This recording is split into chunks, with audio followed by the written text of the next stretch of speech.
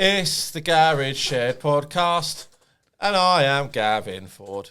And I, Bitr8. And Aki. So, we've been talking about this for a while, and really I should be better prepared, but I struggled to grasp what it was. It's the Crate Diggers episode, not to be confused with the most underrated tunes episode, not to be confused with producers that have been slept on episode. No, I mean, Crate Diggers is just going to be a run of episodes that we'll do where we'll look at stuff like that. You know, whether they're focused on producers in the past. This one is we're going to talk about tunes that not necessarily underrated, but songs that we don't get enough play as they should do. Yeah. Even when people do old school sets. And these are vocal songs, yeah? Yeah. Yeah, so I mean, you two were very well prepared, so I'll let you two start. Well, I think it's born from the fact that, like, we've all said in previous podcasts that vocal garage is coming back in a big way, has been building some good foundations over the last year or so, and we know of stuff that's unreleased, of some great stuff that's yet to come out and stuff. So to reflect that, we wanted to look at like stuff back in the day, go, okay, what deserves a bit more love, or what deserves a bit more love? Yeah.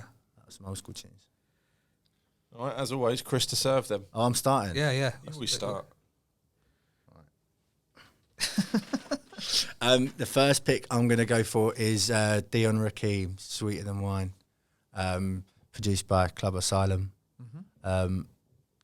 Just amazing vocal. Because I'm predominantly leading with this because there's this myth that I don't like vocals amongst ourselves. It's a rumour. False. It's really good vocals, and this is a really good one. Well, you've gone in the last 25 years of garage, you've managed to find two tunes of a vocal that you like, and now you're now you're trying to go on about it's every week. trying to dispel the myth. Everyone says I hate vocals, but here's two tunes I've liked in the last 25 years. And the thing is, they can't even find it on Spotify, so it might not exist. Yeah, mate, No, might it be a does figment exist, of imagination. Definitely. But yeah, this one's not on Spotify, which is really weird, but amazing vocal. Got to like number 46 in the charts when it came out. Here it is. There it is. Stato. He definitely does research. Stato. Yeah, that's right. I am prepared. So yeah, I'll take it away.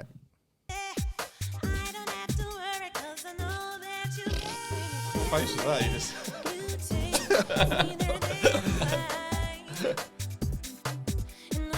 Aki's connoisseur garage head that was. This is definitely one of Club Asylum's slept on tunes as well, or remix or whatever. Because he's done the big ones, obviously, like Imagine was a massive remix. Yeah, Casey and and JoJo. JoJo. Yeah, obviously huge ones. This is going to be another episode, isn't it? The Club Asylum. Club Asylum, top records. Yeah.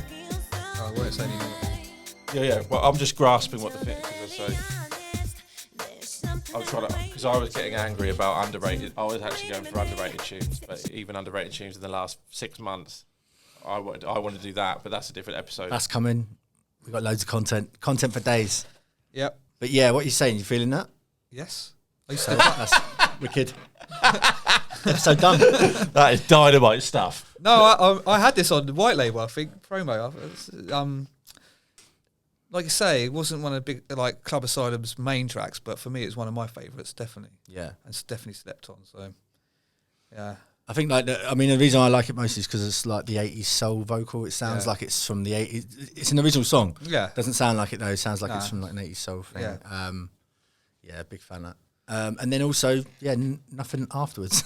Like, there it was. He did Hot Pepper's Revenge before, but then after Sweet and Wine, That was nothing. That's a bad tune. Yeah, Hot Pepper's Revenge was in Yeah, that was close to one of my shortlists, yeah. Yeah, it was in there.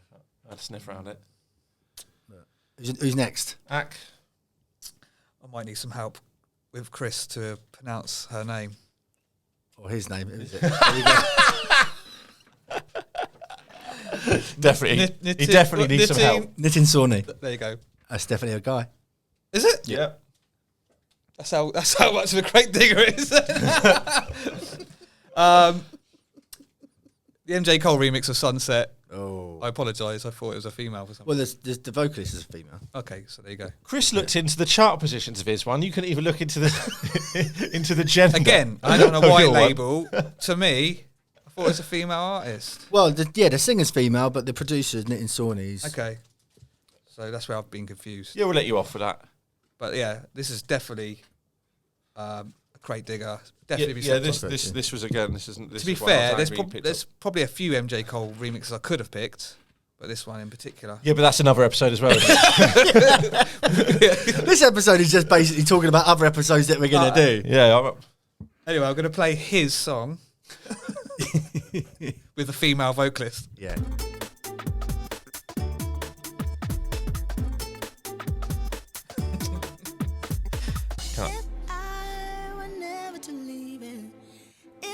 Remember this one?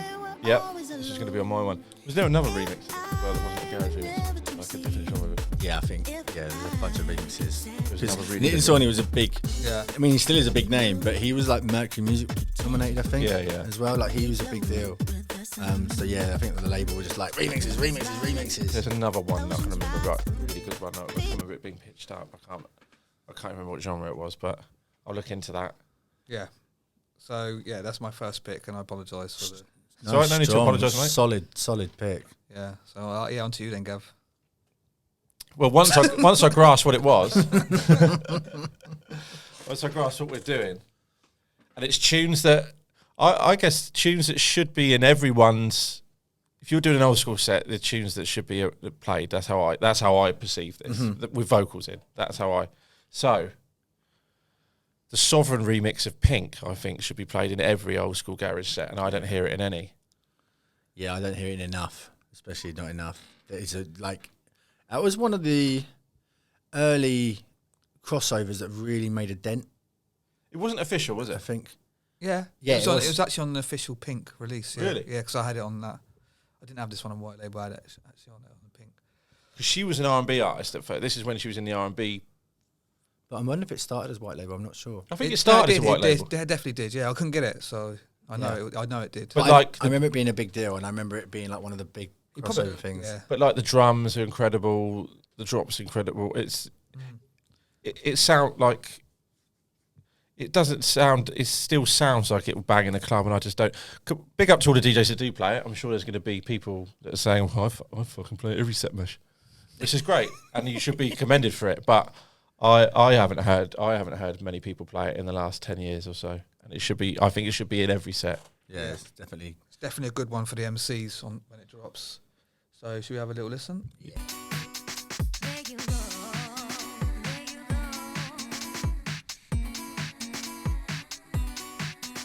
I remember it sticking out for the drop, especially. Yeah, that's right.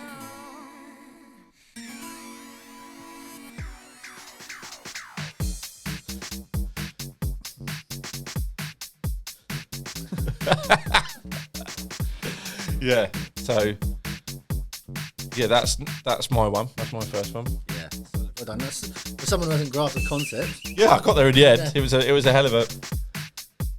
Yeah, this did get rinsed when it came out, but like I say, I haven't heard it. DJs play it in a long time, so yeah, it's a good one, Gav. Thanks, mate. All right, next up, one that's not as old, but I think Oh yeah, this is what threw me. This was the choice that threw me. This is when I started saying when about. you start going, yeah. So go, okay, well, what about this record that was slept on? This was slept on, and I happen to think it's underrated, but it's more, it's just a Percy. It's just Grades, Crocodile Tears, which for me, probably one of, if not the best, I'm going to say that's it, the best two-step vocal records in the last 15 years. Well, it's underrated by us because we put it on Pure Garage. Yes. So.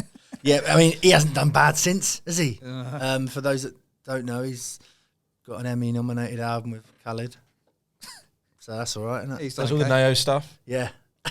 He did that Young T and Bugsy. Yeah, he hasn't. It's not held him back. He's a great producer, and to be honest, we met him once, didn't we? We went out for I was there as well. We went out we met him at his hotel, and he came out for a drink. We had a gig with him, and to be honest, his career's done nothing but go up. Since that Yeah. So maybe the tune getting slept on was probably the best thing for him. Yeah, he met us. We put him on Pure Garage, and then. Ah, yes, he's got you to thank for it. Yeah. You're welcome. Waiting for our royalty check on that. I'll just take a tune for the label. Let's have a listen, shall we?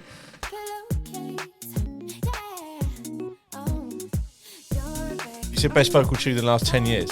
Yeah, I'd say He said 10, 15, 15, 10, 15. 15. Yeah, like, sort of, because this missed the boat of the boom. right? Yeah. And my thing is like, had it have been within, you know, like late 90s, early noughties, It was almost completely independent of any sort of. It was like not like wasn't like.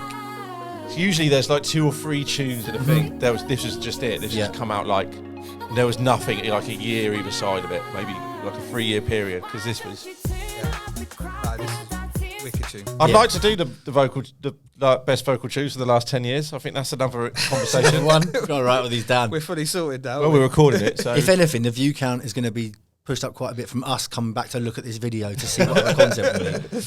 yeah, I'd like to do that. I'd like the 10 years. We'll do that one. But yeah, that's a great choice. Yeah.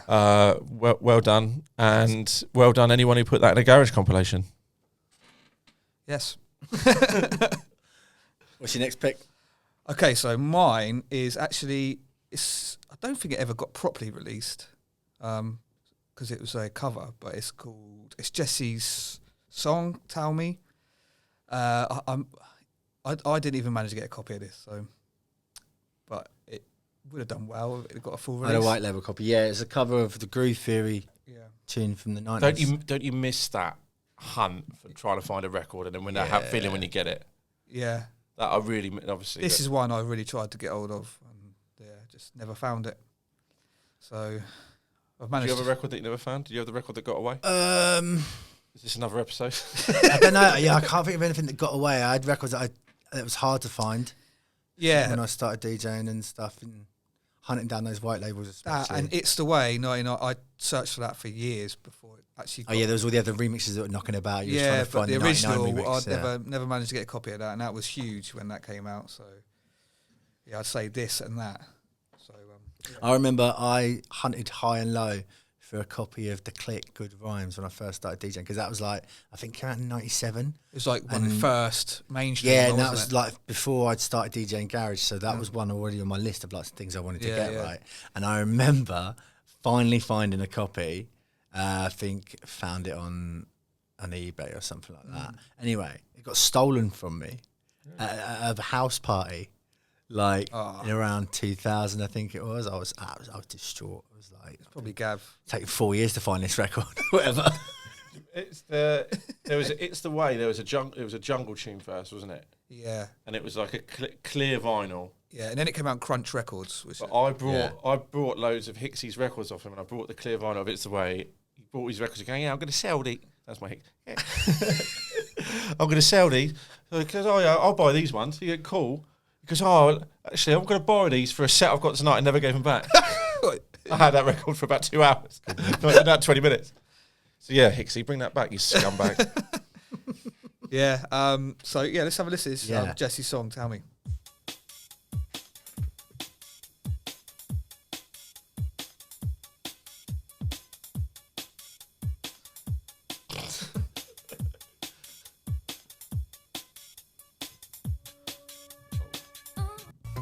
There we are.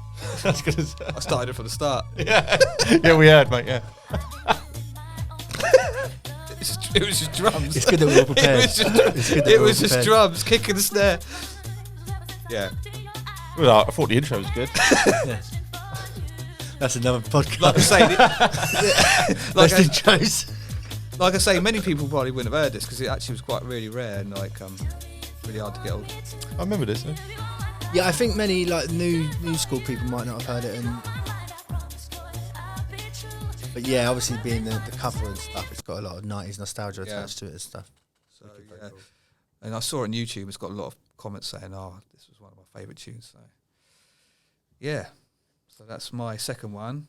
Gav, Sweet intro, bro. So this one is. Well, I think it's one of your favourite. this is probably my favourite vocal garage tune of all time. Yeah, It's good that you included it. yeah. Your favourite one you slept on. Well, it's so slept on. Even you slept on it, no, and it's your favourite. because for me it would have been too obvious for me to pick it. So I'm glad you picked it. Yeah, I just think it's so good that it should be in every single set. I don't think that it's. I think everyone knows what it. I think a lot of people know what it is. I don't think it's slept on. I don't think it's So underrated. good it's not on Spotify.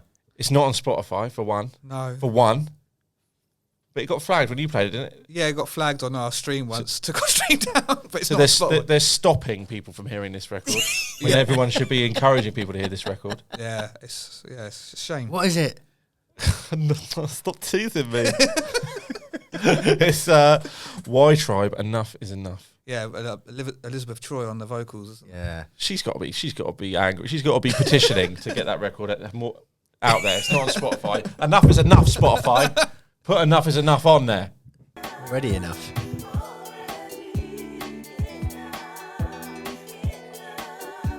It is.